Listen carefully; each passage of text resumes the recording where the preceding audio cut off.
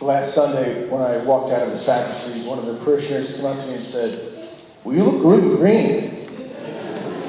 And I said, well, thanks, because I'm going to be wearing green for quite a while now. You see, green vestments are the symbol that we're in ordinary time. And ordinary time runs from the baptism of Jesus all the way through until next Advent, with a break for Lent and Easter. So we're in ordinary time. And during this year's ordinary time, we will read Mark's Gospel together. And when we read this Gospel, we will discover that when Jesus shows up, nothing is ordinary.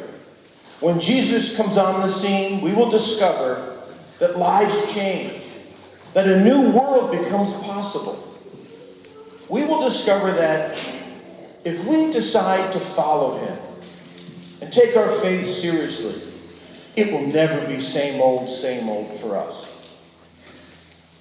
Now, the unfortunate thing is that so many people don't seem to grasp this essential feature of our faith.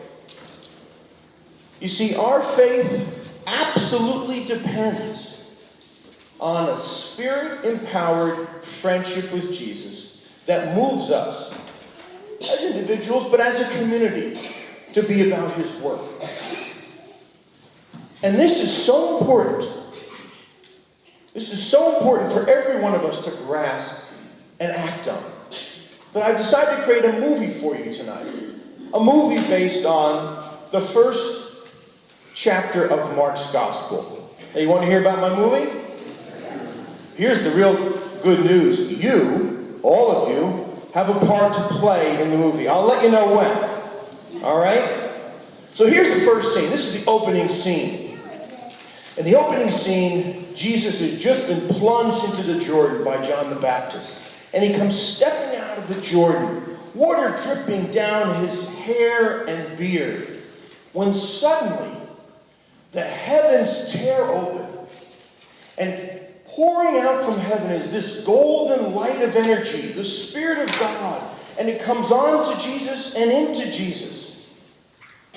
And he seems to shake with a new sense of energy and life. And then out of that tear in the fabric between our world and heaven comes the beautiful voice of God that envelops Jesus. And this voice of God sends him out to begin to gather and to renew God's people. You see, Jesus discovered now is the time. This is the moment when God is beginning to act, to gather God's people and create a new world. But before he could do that, the Spirit sent him out into the desert, out into the barren, brown desert of Judea with its deep ravines and high cliffs. And there, all by himself, he's tempted by Satan. And in the midst of that temptation, he falls on his knees and commits himself to be God's servant. And just as this is happening, from the right and left, and from in front of him and behind him, come these dark, narrow clouds. And they start to attack him. And each one of these clouds is filled with hatred and fear and violence. And above all, emptiness. And when these dark clouds hit him, they dissipate. They disappear. You see, Jesus knows that God is beginning to act to take back the world from the forces of evil. He knows God is beginning to create a new world. And the reason he knows this is because he now is filled with God's Spirit. He's just defeated the forces of Satan. And he's heading back to Galilee with good news from God. That God is finally taking charge. God is becoming king. Here's my next scene. Jesus is walking along a dirt road in Galilee. The dirt road winds along the beautiful blue Lake of Galilee. Surrounding the lake are wonderful hillsides filled with farms and green grass. And Jesus journeys from one village to another with the same consistent message. Whether it's in their synagogue or in their village center, he says the same thing. He says, now is the time. God is taking charge. God's becoming king. Forget about Herod. Forget about Caesar. God is becoming king. And this is your chance to become part of the new thing God is doing in the world. So turn away from everything that prevents you from joining in with what God is doing. My last scene.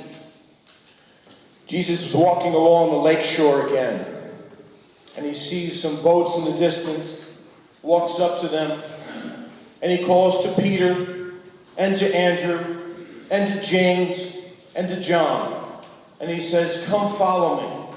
I need you to help me gather God's people. Something new is happening. And they leave their boats and their nets. Why? Because they want to be part of the new thing God is doing. Why? Because they want to be part of the new people of God, the forgiven people of God, the healed and free people of God. They want to be part of the people filled with God's Spirit. And so they follow Jesus. Now here comes your role. This is where my movie becomes 3D. Are you ready? Okay. I want you to close your eyes. I want you to picture yourself standing on a dirt road, and you can see this beautiful blue lake. You can hear the water lapping against the shore. You see some fishing boats out on the lake. And suddenly, you see Jesus leave Peter and come up to you. And he asks you, will you follow me? And then he says to you, I want to share my life with you, and I want you to share it with others. What do you say to him?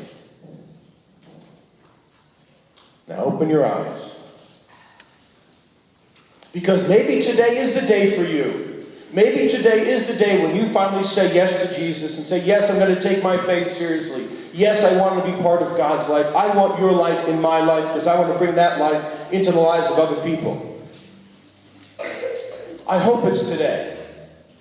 Because if we as a church, as a parish community, can say yes to following Jesus, to contributing to his work, it will never be ordinary time again for any of us. And we will become the visible presence of Christ in the world. And Lord knows our world needs us to do this. Now, to make this a little bit easier for you, I'm going to give you one thing to do. Remember, I told you that during ordinary time, from now all the way through until the end of November, we're going to read Mark's Gospel this year as a church, as a parish. What I want you to do is go home, pick up your Bible. If you don't have one, buy one. And I want you to also buy a commentary. There are wonderful biblical scholars who write cliff notes. We used to call them cliff notes, cheat notes, on every book in the Bible. You can Google or go to Amazon and buy N.T. Wright's commentary on Mark's Gospel. It's short, 1 or 2 pages. And just read along with Wright and your Bible as we read the Gospel of Mark from now through the year. And if we do this together, we will discover in new and profound ways the good news that God has for us in Jesus.